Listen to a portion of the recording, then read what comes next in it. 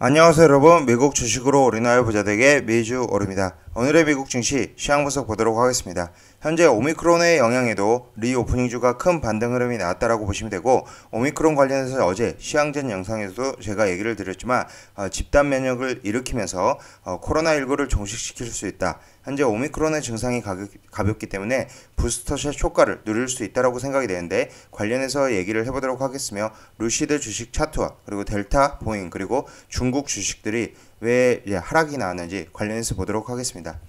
투자주는 한번 읽어봐 주십시오. 매수나 매도 의견 아닌 점, 저의 주관적인 분석인 점 참고해 주시고요. 제 영상이 마음에 드시면 많은 좋아요, 구독과 알람 설정 부탁드리겠습니다.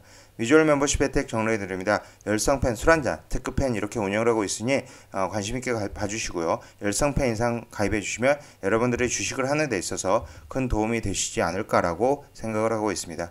일단 중국 기업 관련 소식 보기 전에 시황 분석 먼저 보도록 하겠습니다. 현재 다우는 1.82% 상승한 34,639포인트, 나스닥은 0.83% 상승한 15,381포인트, S&P 500은 1.42% 상승한 4,577포인트 기록을 했습니다.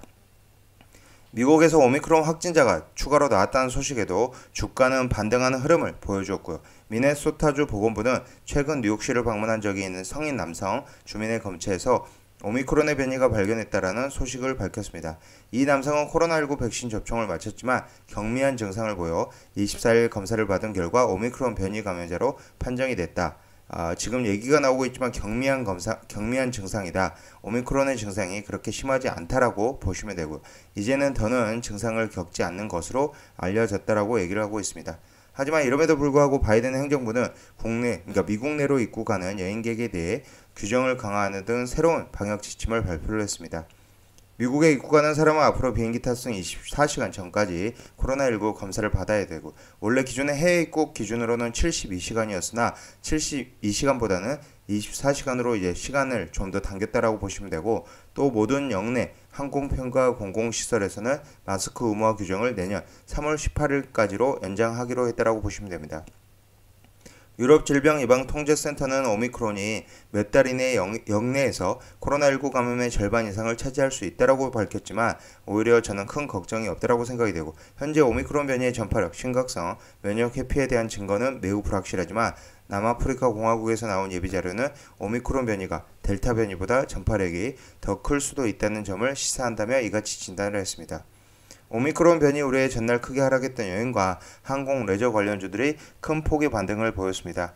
일단 부킹홀딩스가 5%대 상승을, 그리고 카니발이 9.2%의 상승을 보여주며 익스피디아가 지금 3.61%의 상승을 보여줬고, 델타 항공 같은 경우도 9% 상승, MGM 리조트도 7% 이상 상승을 보였습니다. 어제 영상에서도 다뤘지만 보잉의 주가가 737 중국 내에서 737 맥스 운항을 다시 허가했다라는 소식, 그리고 리오프닝주가 전체적으로 상승 흐름이 나오면서 보잉은 7.54%의 상승 흐름이 나왔다라고 보시면 되고요. 어제 장전 영상에서 보잉 관련해서도 다뤄드렸다라고 보시면 될 것 같습니다.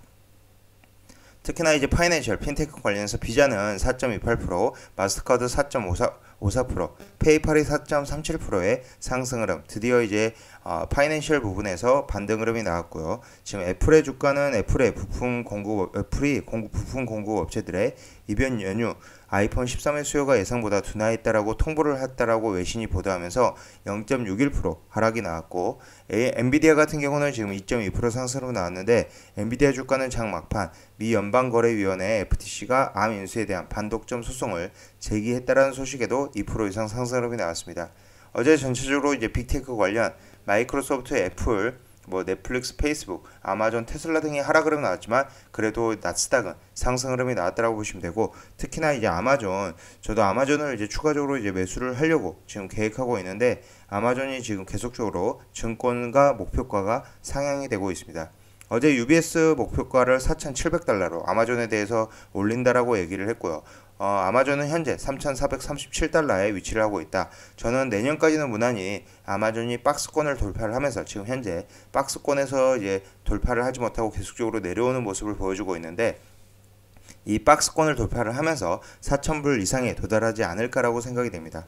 업종별로 지금 보시면 산업, 에너지, 금융, 부동산 관련주가 모두 2% 이상 올랐고, 통신과 자재, 유틸리티 관련주도 1% 정도 올랐다라고 보시면 됩니다.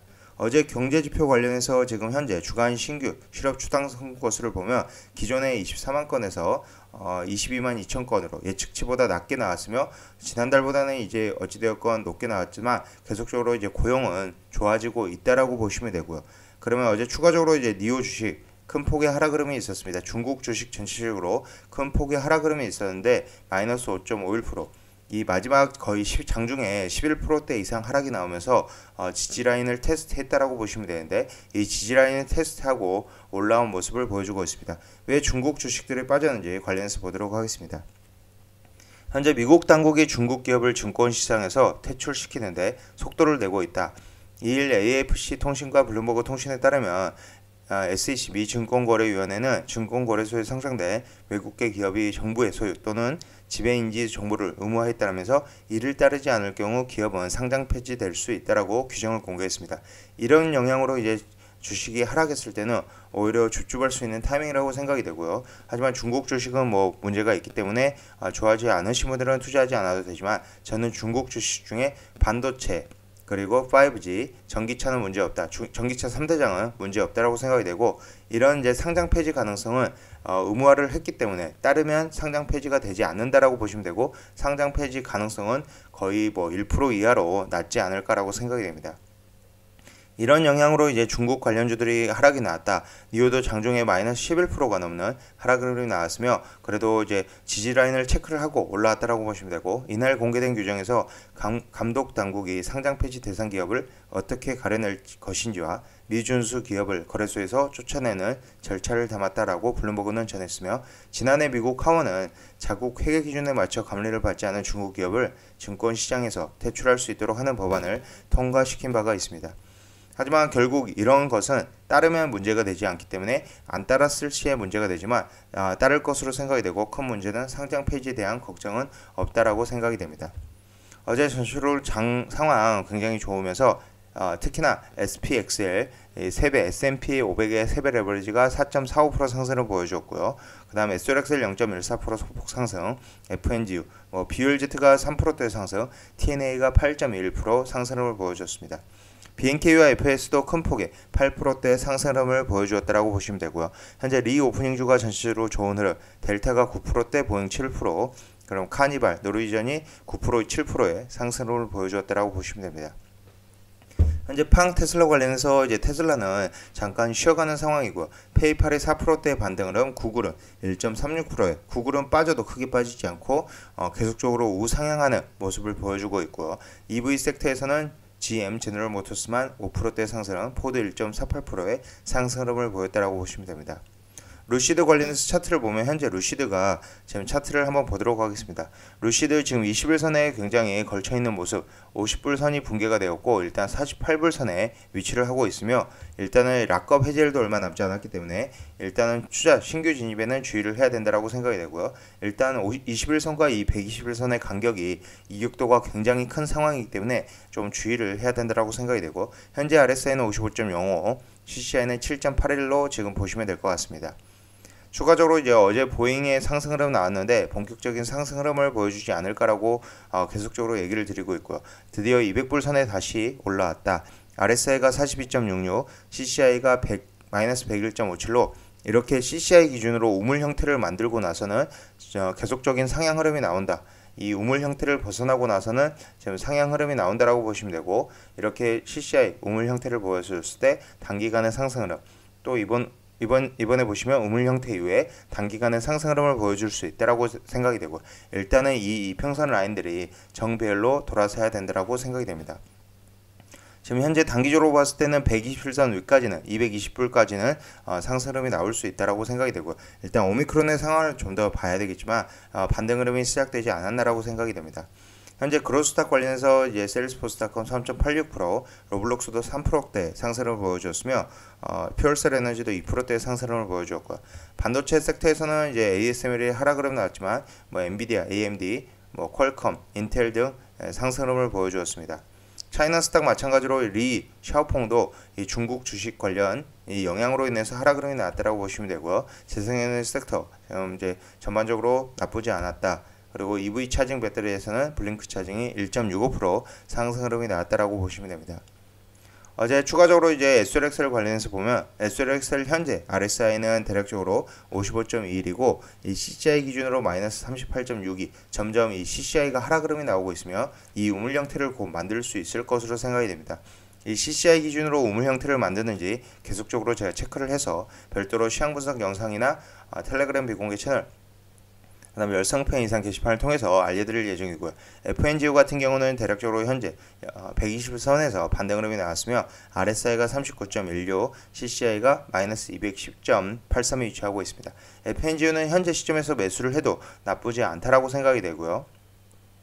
BULZ 보시면 현재 3%대 상승으로 나왔으며 28.44불 기록을 하고 있고 RSI는 42.77, CCI는 마이너스 213.21을 기록을 하고 있습니다.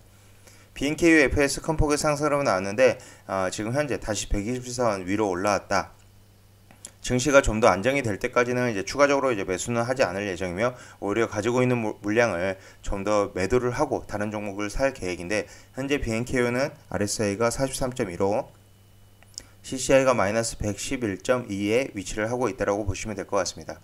오늘 전체적으로 반등하는 흐름을 증시 자체가 보여주었으며 이 오미크론 추가 확진자라는 이제 미국 내 추가 확진 소식에도 반등 흐름이 나왔고 특히나 이제 리오프닝주가 반등 흐름이 나왔다라는 것은 이 오미크론의 데이터가 그렇게 나쁘지 않게 나올 것으로 생각이 된다라는 점 꼭 참고로 봐주시고 관련해서 이제 오미크론의 데이터가 나오는 시점에서 증시가 한번 폭발할 수 있다. 그리고 FOMC 회의 결과에 따라서 증시 폭발 가능성이 있다라고 생각이 됩니다. 지금까지 미주얼 영상 시청해주셔서 감사드리고요. 앞으로도 미주얼 영상 많은 시청 부탁드리겠으며 제 영상이 마음에 드셨으면 많은 좋아요와 구독과 알람 설정 부탁드리겠습니다. 감사합니다. 미주얼이었습니다.